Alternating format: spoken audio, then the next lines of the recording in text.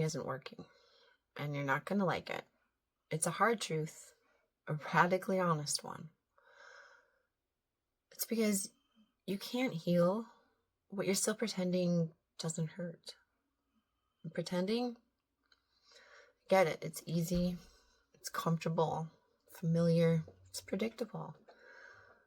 So we get used to performing in this way, to saying that I'm good, even though we're not, or smiling despite feeling something deep inside of us that's still hurting, or it's nodding in agreement while that quiet voice within you is whispering, no, I don't agree.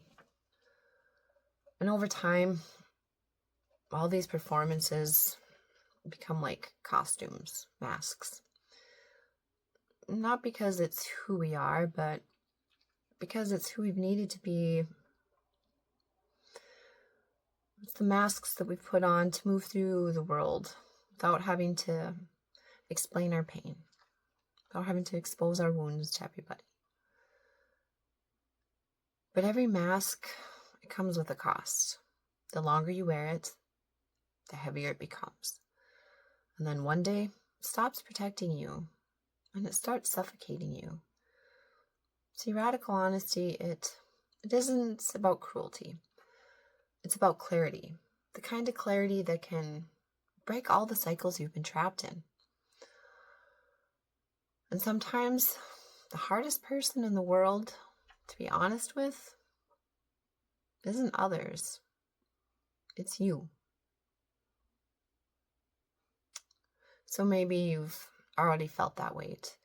Maybe you've sensed that something's off, that no matter how much you've moved on, something deep inside of you still feels stuck. And I know that feeling all too well because I've lived it. So there was a time where I had sworn I had moved on. I'd left the toxic, abusive relationships. And while I was physically free, on the inside, I was still bleeding. Because I was lying to myself. I told myself that life was better. I told myself that I was better. But deep down, unconsciously, I knew I was still stuck in survival mode. Because I was emotionally drained, spiritually numb, financially unstable. Just every aspect of life was lacking. And the people who hurt me were gone, but their patterns kept living within me. So one day, the truth, it just hit me. I've been blaming my past for my present. But the truth is that the person keeping me caged this time was me.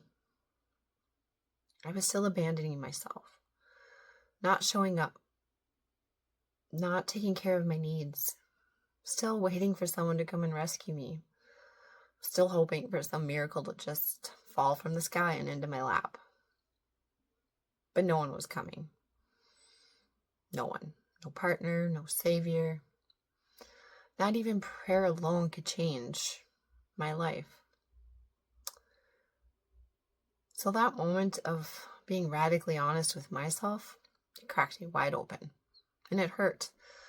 God, it was painful. It was like tearing out the lies I had been wrapping myself in. But it also set me free. Because I realized that if I was the reason that I was stuck and lacking, then guess what? I could get myself unstuck. I could free myself. Because truth is, those bars that I thought were keeping me in the cage, that door, it was never locked. So that realization became my turning point. And radical honesty isn't just some catchy phrase, it's a practice. It leads to real healing. And it's a way of living that asks something rare and uncomfortable from you. So radical honesty isn't about telling your secrets to the entire world or oversharing and dumping every single thought you've had onto somebody. That's not what it is. And it's not about tearing yourself down or judging yourself. It's about looking yourself in the eye and naming what is real, without any filters, no judgments, no excuses. And it's finally admitting to yourself things like, I'm not okay. I'm still angry. Or even, I've been betraying my own needs. Maybe you've been pretending for far too long that you don't even know what's real anymore. And this kind of radical honesty with yourself, it's brutal. It's uncomfortable. It's disruptive. And it will strip away all the layers you've built for survival. And here's something that no one tells you. Radical honesty, it can feel like betrayal at first. Because you are. You're betraying that version of you that lied to keep you safe. But that betrayal, it's not cruelty. It's brutal, yes. But it is love. And it is the purest form of love. Because it refuses to let you live small. And yet, even knowing this, most of us are going to avoid this. Not because we're weak or because we don't want to, but because our own biology resists it. So our brain is wired to protect us. In neuroscience, this is the work of what's that? Let's see if I can pronounce it properly. Amygdala. It's like our built-in alarm system. So it scans for danger, and when it senses a threat, either physical or emotional, it floods our body with stress hormones. So this is why change feels dangerous. And even when that danger is telling yourself the truth. Because our brain would rather keep us in the familiar pain than to risk the unknown. And then psychologically, this is called cognitive dissonance. It's the mental discomfort of holding two conflicting truths. So like, for example, you tell yourself that you want to heal, and if I face this, it might break me. So your brain will begin to distract you. It'll bargain with you, and it justifies staying in the same familiar because, who knows what it's going to tell you. It might tell you that you've already been through enough, or you don't need to do this. You're safer here. But here's the thing. Avoiding the truth, it doesn't protect you. It just keeps you trapped. Because unacknowledged emotions, they don't just disappear. They'll just bury themselves into your body. Times they'll feel like muscle tensions or headaches or fatigue, even digestive issues. And these unacknowledged emotions, they'll even start to leak into like all of our choices and our relationships, and can even alter our sense of self. But radical honesty, it asks you to step past your brain's alarm system. And it asks you to step into your heart's wisdom, to choose growth over comfort, and to remember that safety, it's not the same as freedom. And when you take that step, when you choose truth over the familiar, everything begins to shift. So when I finally got radically honest with myself, and I realized that I was the one hurting myself, I also realized that I was the one I'd been waiting for. And at first, that was a really heavy truth because it left no one to blame. No more excuses. I had to take responsibility. I had to own it.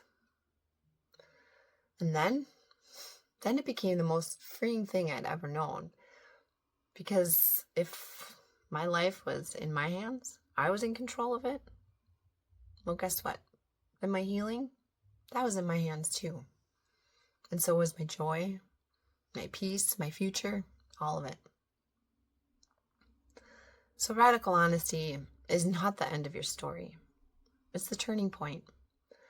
It's the moment you stop living as a victim and start writing your own story. You start stepping into your own power. Because when you own your truth, you stop waiting. You become the safe place you've been searching for. Maybe that's where you are right now, standing at the edge of your own truth, unsure if you're ready to take the first step. Well, if you are, let this be your sign. This is your permission to be radically honest with yourself.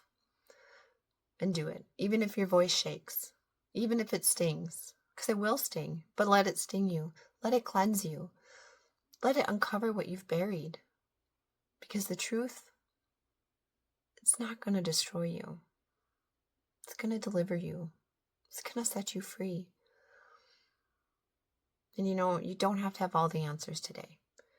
You don't need to know every single step ahead on this journey. You just have to take the first one. The one where you stop running from yourself.